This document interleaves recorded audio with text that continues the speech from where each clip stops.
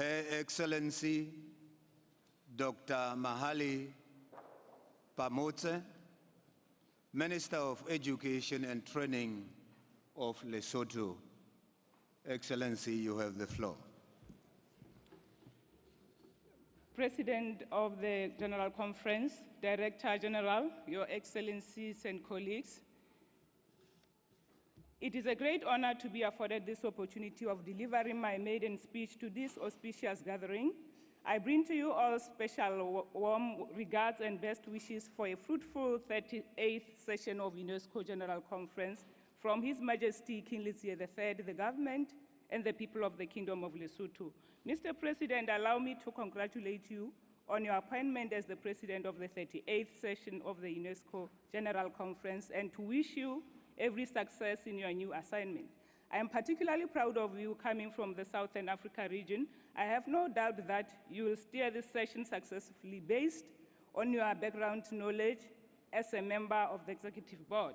Mr. President, Lesotho has studied the work done in the preparation of the medium-term strategy document and the report by the Executive Board on its activities and implementation of the program and budget.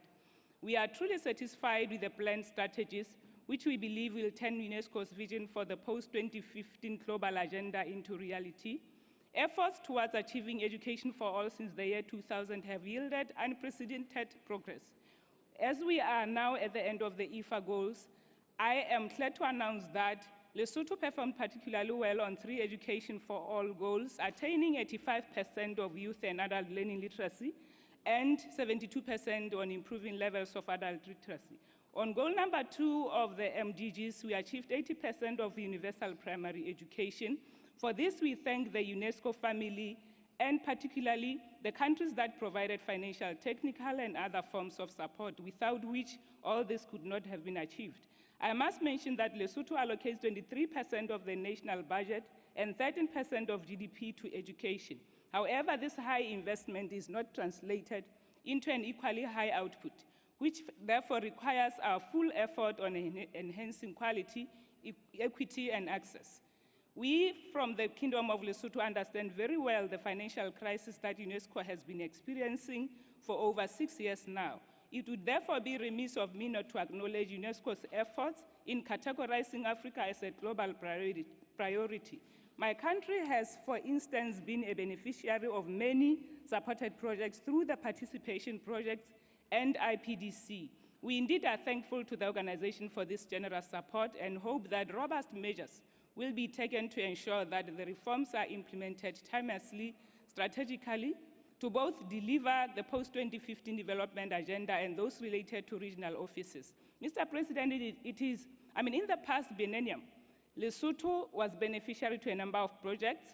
This includes empowerment of youth groups in southern districts, development of electronic record management system for the teaching service department, distance and rural learners teacher support through mobile digital library model, science club networks, a living library approach, and capacity building of Lesotho media houses.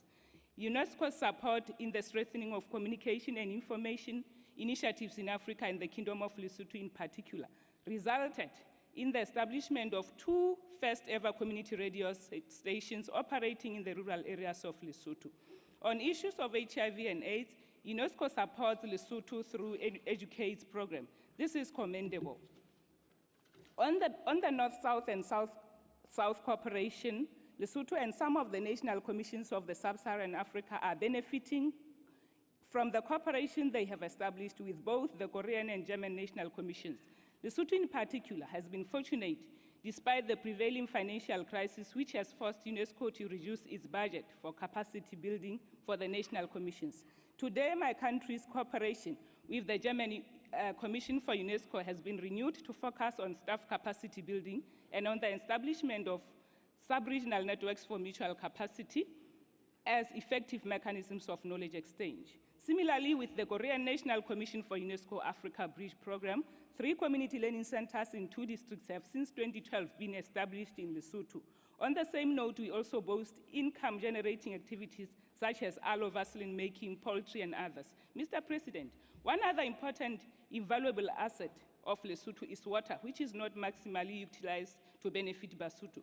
Economically, Lesotho depends to a large extent on its water resources to generate revenue. One of the challenges, however, is that many of Lesotho's rural and urban citizens have limited access to safe, clean, and drinking water, and often have to walk long distances for hours to reach water access points, which may at times not be working.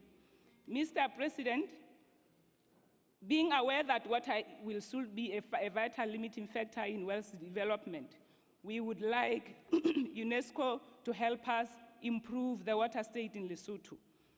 On this note, I would like to step down, but before I step down, I have to say that also on cultural conventions, we are now having the national park, which is Hlabatebe, as inscribed as the World Heritage Site, and we hope to improve that.